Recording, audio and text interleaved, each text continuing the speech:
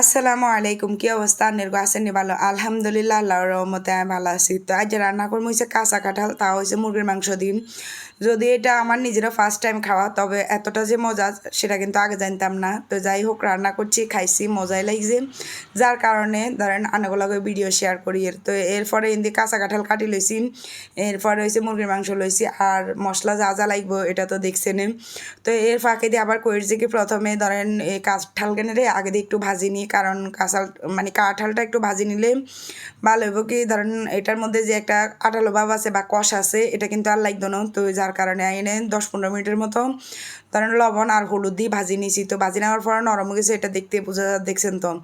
তো এরপরে পাতিল যেটা আছে এটার মধ্যে আবার কিন্তু রান্না বসাই দিয়ে, তো রান্না লেবুল এনে তেজপাতা দিলাম, এলাচ দিলাম, দারচিনি, তেজপাতা আর টমেটো দিয়ে এটা একটু নরম হয়ে আইলে তারপরে দিয়ে দেবো বাটা মশলা যেটা আছে এটা। তো বাটা মশলাতে এনে দিয়ে রয়েছে ধরেন এই রসুন বাটা, তারপরে হচ্ছে আবার জিরা বাটা, তারপরে আবার হচ্ছে আদা বাটা।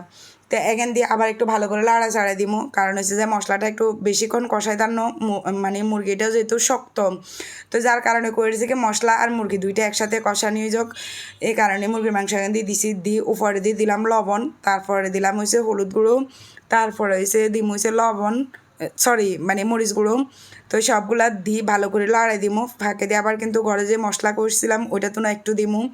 তো দিই ভালো করে লাড়া চাড়াইলো লই। এরপরে ধরেন এখানে একটা 10-15 মিনিট তো বেশি কষামু, কারণ হয়েছে যে মশলা তো কষাই নম। তো এর ফাঁকে দিয়ে করেছি কি মাংসটাও কষানি হোক আর মশলাটাও কষানি হোক, দুটোটা একসাথে কষানি হয়ে যাক। তো দুটোটা একসাথে কষানি এবারে তেল উঠে গেছে দেখছেন মাসাল্লাহ। তো এরপরে কী করবো ধরেন যে কাঁচা কাঁঠাল যেটা আছে মানে ভাজি করছিলাম, যে কাঁঠালটা দিয়ে দিমু, দিয়ে এরপরে আবার ভালো করে লাড়াই চাড়াই দিমু। তো কাঁঠাল দিয়ে 10-15 মিনিট কষামো, কারণ হচ্ছে যে রান্নাটা করতে তো টাইম লাগবেই। তো যার কারণে ধরেন দাফে দাফে কষাইয়ের। তো এরপরে আবার কাঁঠালটা দিয়ে ভালো করে একটা লাড়াই চাড়াই ঢাকনা দিয়ে দিমু, ঢাকনা দিয়ে এখানে একটা 10-15 মিনিটের মতো কষামো। তো এখানে তো আবার মানে কাঁঠাল আর মাংস দুটার মধ্যে তেল উঠে গেছে, মানে কষানি হয়ে গেছে। তো কষানি হওয়ার পরে এখন দিয়ে দিম হয়েছে গরম পানি।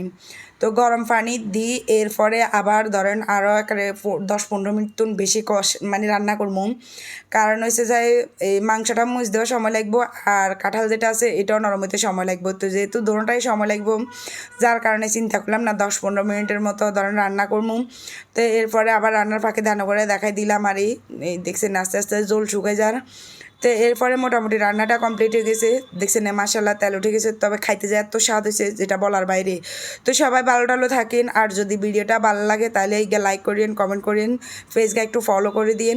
আজকের ভিডিও পর্যন্তই, আল্লাহ হাফেজ।